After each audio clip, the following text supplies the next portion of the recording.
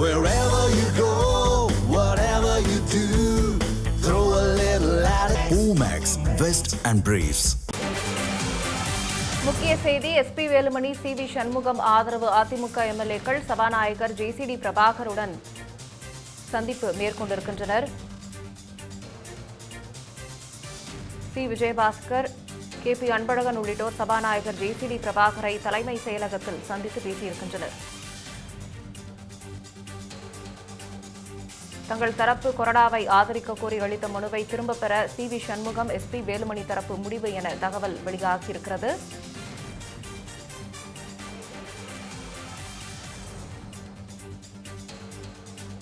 SP Velumani, CV. Shanmugam தரப்பினர் EPS தரப்புடன் பேச்சுவார்த்தை நடத்தி வரும் நிலையில் சபாநாயகருடன் அவர்கள் சந்திப்பை மேற்கொண்டிருக்கின்றனர்.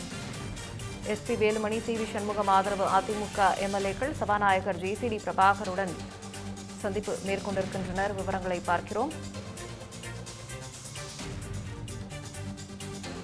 சி. விஜயபாஸ்கர், கே.பி. அன்பழகன் உள்ளிட்டோர் சபாநாயகர் ஜே.சி.டி. பிரபாகரை தலைமை செயலகத்தில் சந்தித்து பேசினர். இது தொடர்பான கூடுதல் விவரங்களை செய்தியாளர் கவியரசன் வழங்க கேட்கலாம். கவியரசன், வணக்கம். இந்த சந்திப்பு எதற்காக நிகழ்த்தப்பட்டிருக்கிறது?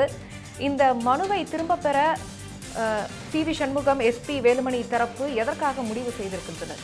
விவரம். வணக்கம் ராகப்பிரியா. மே 4ஆம் தேதி சட்டப்பேரவை முடிவுகள் வெளிவந்த போது எந்த கட்சிக்கும் தனிப்பெரும்பான்மை கிடைக்கல. அதே நேரத்தில் தனிப்பெருங்கட்சியாக தாவேகா இருந்தது. அந்த கட்சிக்கு ஆதரவு கொடுப்பதன் மூலமாக அமைச்சரவையில் இடம்பெறலாம் என்கிற விருப்பம் அதிமுகவில் சிலருக்கு இருந்ததாக சொல்லப்பட்டது. அப்படிப்பட்ட சூழல்ல SP Velumani, C. Vijayabaskar, CV. Shanmugam உள்ளிட்ட மூத்த அதிமுக தலைவர்களும் அவங்களுடைய ஆதரவாளர்களும் என 25 எம்எல்ஏக்கள் தனியாக செயல்பட்டாங்க.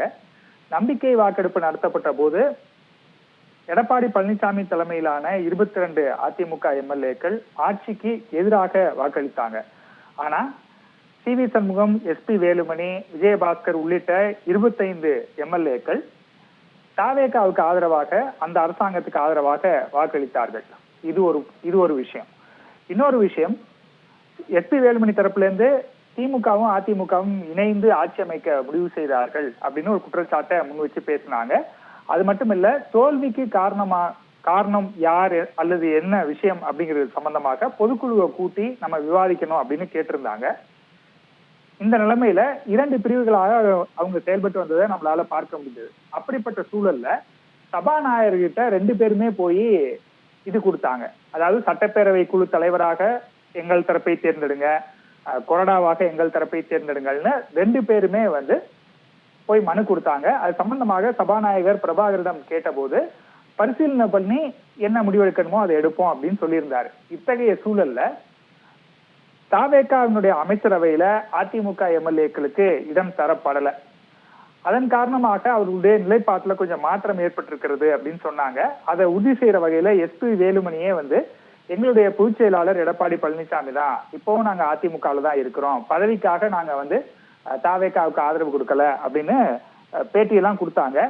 அதன் தொடர்ச்சியாக அந்த அணில இருந்து ஒரு 3 எம்எல்ஏக்கள் எடப்பாடி பழனிசாமி பக்கம் வந்துட்டாங்க. அவரை சந்திச்சு தங்களுடைய ஆதரவை அவருக்கு கொடுத்துட்டு நாங்க உங்க அணில தான் இருக்கோம் அப்படிங்கறத உறுதி பண்ணிட்டாங்க. இந்த நிலைமையில வேலுமணி தரப்புல இருக்கக்கூடிய எம்எல்ஏக்களின் எண்ணிக்கை அவரையும் சேர்த்து மொத்தமாக 22 என்று ஆனது.